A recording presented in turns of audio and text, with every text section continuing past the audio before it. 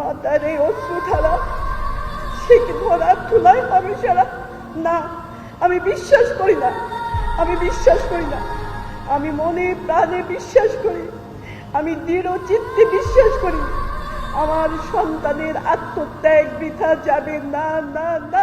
সময়ের স্রোতে পেরিয়েছে একটি মাস, যদিও সন্তানহারা মায়ের হৃদয়ের রক্তক্ষরণ কখনো বন্ধ হওয়ার নয়। একাকার হয়ে যাবে, ন্যায্য বিচার আমি পাবো ইনশাল্লাহ।